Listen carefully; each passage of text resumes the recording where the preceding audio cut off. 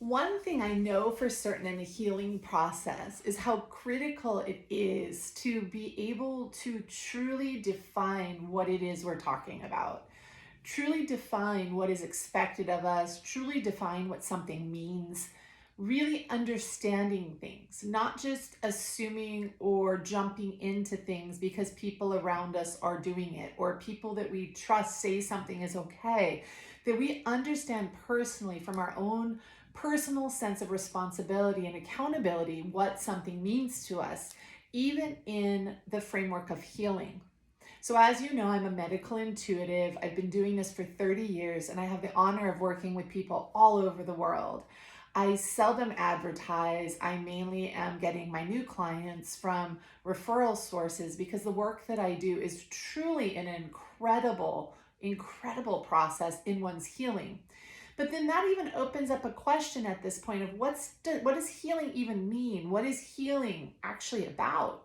Most of us don't even know how to describe it. Most of us don't even know what that means or what that's going to include or entail. So it's very common for people to commit to working with me, or we might happen to be doing some type of a 1-day intensive or a retreat. And people oftentimes have these huge intentions of what they want to heal or what they want to clear or what they want to let go of. For example, I want to let go of all the stress that's been in my body. Well, this is the thing.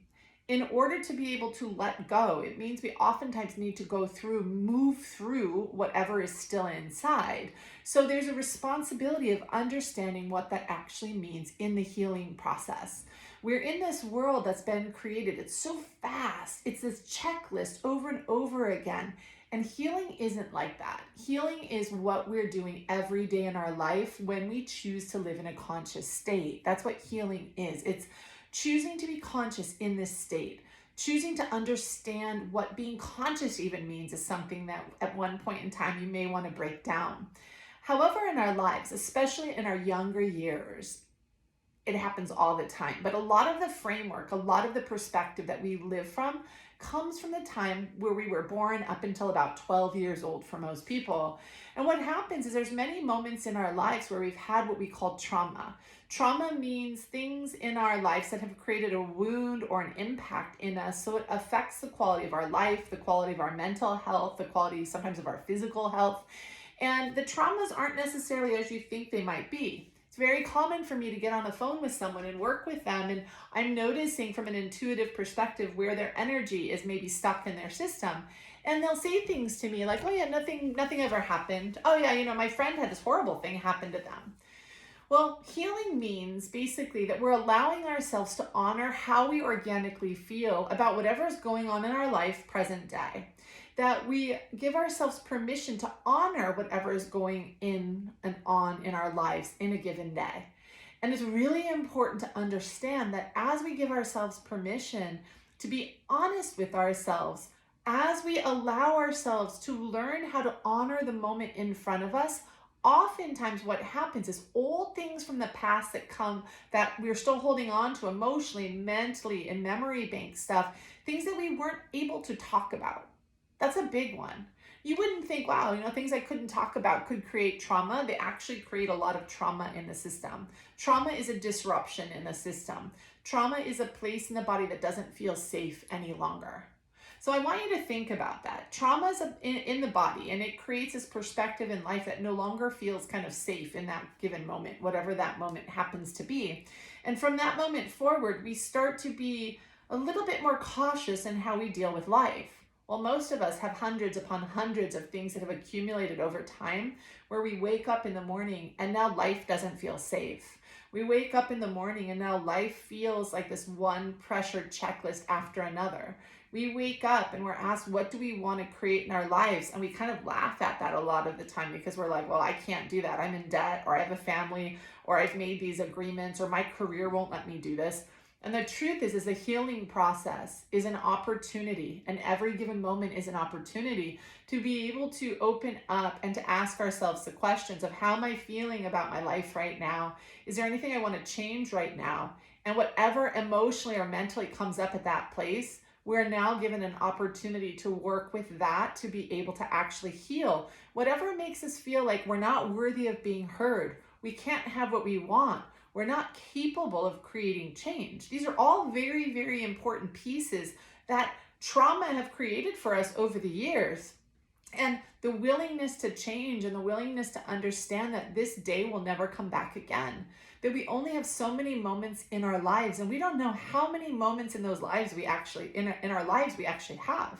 We don't know when our expiration date is, when we're no longer going to be on this planet. So that's really important to understand and to remind you to pay attention to how you organically feel, because there's something inside of all of us that's a very deep wisdom that shares with us, you're wasting time. Why are we doing this? Is it something that we love? Is this something that we're loving, spending our cherished moments on this planet doing? That's the healing question opening curiosity, right? Is being able to ask that. When we ask that, we can have ideas, but then after that, what happens after those ideas? That's the healing process of how we can create dynamic change. By breaking those beliefs down, by breaking those ideas down, by breaking those feelings down. Now, as you break those beliefs down, as you learn to use toolboxes and build a toolbox for spiritual growth and healing, what starts happening is memories will start coming up. Ideas start coming up. Realities that you really feel start coming up. Instead of pretending certain things are okay in your life, all of a sudden there's dynamic that wants to start to change because we start to understand that there's a pull to connect in. Most people don't start on the healing path, whether it's through therapy, whether it's through working with an energy worker, whether it's working with some dynamic healer. Normally you don't start doing that because you feel awesome.